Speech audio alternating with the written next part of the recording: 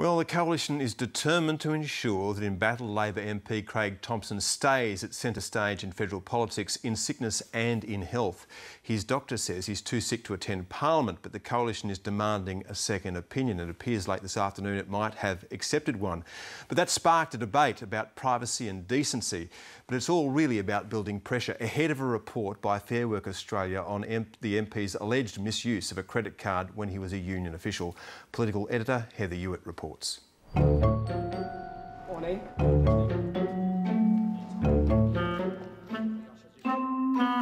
I simply note that Mr Thomson had appendicitis last August. Apparently he had appendicitis last Tuesday, and we'd like to know before we grant a pair that he has a genuine medical ongoing condition. Well, they're being extraordinarily petty, and you saw just before, Chris Pine out here playing doctor. The start of the last parliamentary sitting week before the May budget, and MPs are scrapping over the weighty question of whether Labor member Craig Thomson has appendicitis or not.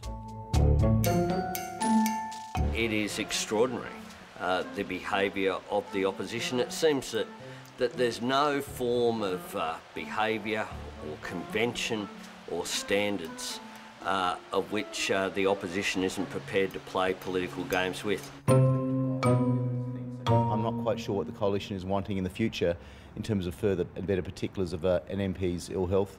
I mean, do we really want to know if an honourable member has a bad case of hemorrhoids, for instance? As a former medical practitioner, I would say question medical certificates at your peril. Any medico that provides a sick certificate to a finely balanced parliament will have to realise that that medical certificate will be subject to more than usual scrutiny.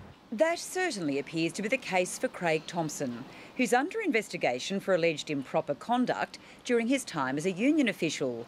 He also happens to be helping Labor hang on to minority government by a thread. So the opposition has upped the ante, apparently not convinced by a doctor's sick note for the Labor backbencher.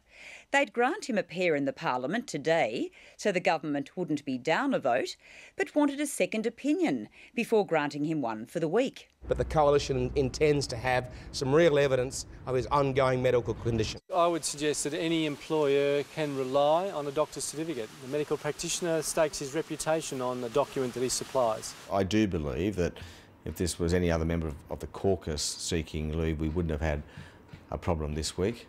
This is all about Craig, and I say Craig's entitled to procedural fairness. The opposition is treading in tricky territory if it considers medical certificates can't be trusted and MPs are no longer allowed to get sick, even if they are after Craig Thomson's scalp. By question time in the House of Representatives this afternoon, the strategy had become clearer.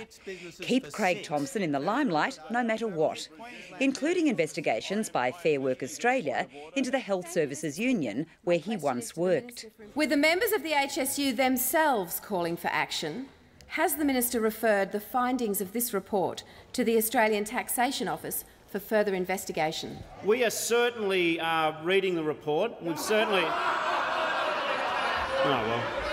We are certainly going through that report, and we are certainly drawing it to the attention of the regulatory authorities to which we can. Yes, Mr Speaker, it arises from the answer to the question by the Minister for Workplace Relations, and it simply is, when does he believe he will have completed his reading of the report? The report is clearly important, and it has been referred to the Australian Government Solicitor for further action. They were referring to a damning report tabled in the Senate last Friday relating to investigations into the Victorian branch of the Health Services Union. The results of the long-running inquiry into the National Union Office and alleged misconduct by Craig Thomson are yet to come. I have expressed my full confidence in the member for Dobell, and I continue to do so. Mr Speaker, let me also make this observation.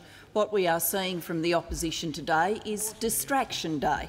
They think the Australian public are stupid. The members of the Health Services Union. Undeterred, the opposition ploughed on, moving another one of its regular suspensions of standing orders to further debate Craig Thomson's role in his old union, with claims the issue is undermining trust in the government. It relies on the vote of the member for Dobell to remain in office. How that can continue to be the case, sapping at the very confidence the Australian people can have in a Prime Minister and a government that relies on such a tainted vote. They started low and they got lower. And they got lower as the day went on. And in the last contribution, they hit a nadir, Mr Speaker. They hit the bottom of the pit, because those opposite will do anything rather than discuss the issues that are of importance to the Australian people. For what it's worth, other things are happening in the Parliament. The government's mining tax legislation is finally expected to pass through the Senate later tonight. But Craig Thomson won't be around for the aftermath. The opposition tonight accepted a second opinion from a specialist that he was not fit to work for the next 5 days. This may now set a precedent for sick opposition MPs in the future as well. Political editor Heather Ewart.